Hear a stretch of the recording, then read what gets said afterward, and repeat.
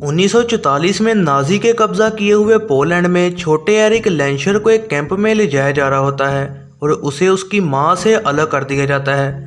जब वो उनकी तरफ जाने की कोशिश करता है तो वो एक लोहे के दरवाजे को अपनी पावर से मोड़ देता है। ये एक पावर है जिसके ज़रिए वो मैग्नेटिक फील्ड बना सकता है और मेटल को कंट्रोल कर सकता है, लेकिन फिर गार्ड्स उसे बेहोश कर देते हैं।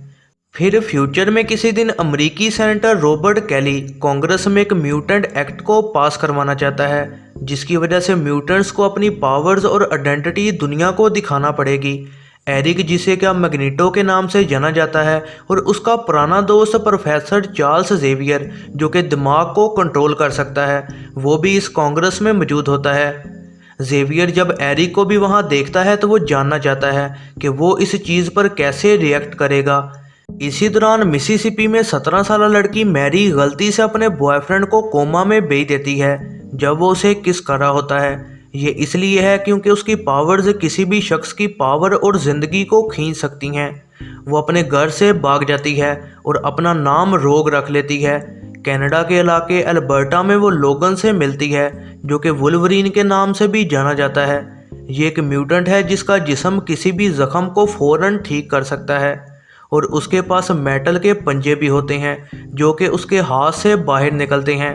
सड़क पर फिर सेबरटूथ उन पर हमला करता है, जो कि मैग्नीटो का एक साथी है, लेकिन जेवियर के दो स्टूडेंट्स साइक्लोप्स और स्टॉर्म उन्हें आकर बचा लेते हैं। रोग और वुल्वरीन को न्यूयॉर्क में जेवियर के महल में ले जाया जाता है, जो कि असल में म्यूटेंट्स बच्चों के लिए स्कूल है। जेवियर उसे कहता है कि मैग्नीटो को ज़रूर तुमसे कुछ चाहिए और वो उसे कहता है कि वो महल में ही रुके, तब तक उसके म्यूटेंट्स, जिन्हें एक्समैन कहा जाता है, वो इन्वेस्टिगेट करेंगे। रोग स्कूल में ही पढ़ने लग जाती है। सेनेटर कैली को मैग्नीटो के साथी किडनैप कर लेते हैं, जो कि टोड और मिस्टीक होते हैं, और वो उसे किडनैप करके अपने अड्डे पर एक जजीरे पर लेकर जाते हैं। मैग्नीटो कैली को टेस्ट के तौर पर इस्तेमाल करता है और एक मशीन को चलाता है जो कि उसकी मैग्नेटिक पावर का इस्तेमाल करके एक अजीब किस्म की रेडिएशन बनाती है, जिसकी वजह से आम इंसान भी म्यूटेंट्स बन जाते हैं। कैली अपनी नई म्यूटेंट पावर्स का इस्तेमाल करके वहां से भाग जाता है। रोग वुल्वरीन को रात को देखने आती है जब वुल्वरीन को ड्रोना ख्वाब आ रहा होता है। वो गलती से उसे अपना पंजा मार देता है, लेकिन रोग उसकी जख्म को ठीक करने की पावर खींचकर खुद को बचा लेती है। इस चीज़ को बाकी स्टूडेंट्स भी देख लेते हैं जो कि मदद को आए होते हैं। उसे फिर मिस्टीक मना लेती है, जिसने रोग के क्रश बॉबी ड्रेक की शक्ल ली होती है। वो उसे कहती है कि जेवियर उस पर गुस्सा है और उसे स्कूल छोड़ देना चाहिए। जेवियर फिर अपनी म्यूटेंट ढूंढने वाली मशीन सेरिब्रो का इस्तेमाल करता है और रोग को एक ट्रेन स्टेशन पर ढूंढ लेता है। एक्समैन फिर उसे वापस लाने को जाते हैं। इसी दौरान मिस्टीक सेरिब्रो में आ जाती है और उसे ख़राब कर देती है।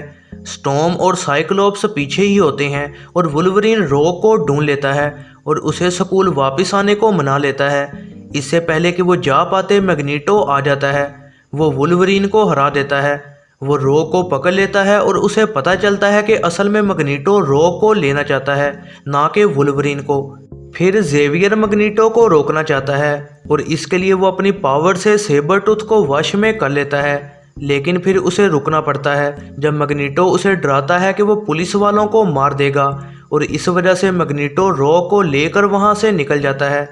कैली भी जेवियर के स्कूल में मदद के लिए पहुँच जाता है और जेवियर उसके दिमाग में जाकर मैग्नीटो की मशीन के बारे में जान जाता है। उसे एहसास होता है कि मशीन को चलाते वक्त मैग्नीटो मरने ही वाला था, और ग्रुप को एहसास हो जाता है कि वो रोग का इस्तेमाल करना चाहता है ताकि वो उसे अपनी पावर्स देकर उससे मशीन चलवाए, और इस वजह से रोग मारी जाएगी।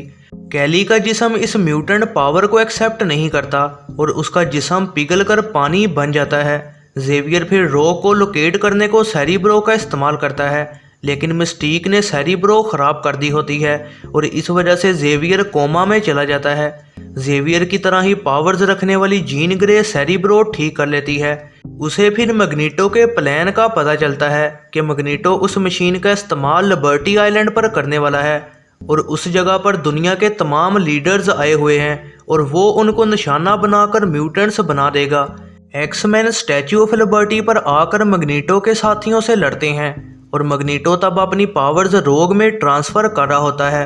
और वो मशीन को चला देता है। वुल्वरीन फिर चालाकी से मैग्नीटो का ध्यान बटा देता है और साइक्लोप्स फिर मैग्नीटो पर हमला करता है और वुल्वरीन वो मशीन तबाह कर देता है। वो फिर रॉक को अपनी पावर्स देता है ताकि रॉक ठीक हो सके और जिंदा बच जाए, लेकिन इस वजह से वो खुद बेहोश हो जाता है। प्रोफेसर जेवियर और वुल्वरीन दोनों अब ठीक हो जाते हैं। ग्रुप को ये भी पता लगता है कि मिस्टीक बच गई है और वो सेनेटर कैली की शक्ल लिए हुए है, लेकिन मिस्टीक को वुल्वरीन ने काफ़ी ज़ख्मी भी कर दिया था। जेवियर वुल्वरीन को उसके माजी के कुछ हिंट देता है जो कि कनाडा में एक मिलिट्री बेस पर हैं। मैग्नीटो को पकड़कर एक ख़ास किस्म की प्लास्टिक की जेल में बंद किया जाता है और जेवियर उससे मिलने आता है और मैग्नीटो कहता है कि वो एक दिन यहाँ से भाग जाएगा और लड़ाई जारी रखेगा। यह है ज़रनाब मूवीज़ रिव्यू। वीडियो पसंद आई हो तो लाइक ज़रूर कीजिएगा और ऐसी ही नई वीडियोस के लिए चैनल को सब्सक्राइब और बेल नोटिफिकेशन को ऑन करना ना भूलिएगा।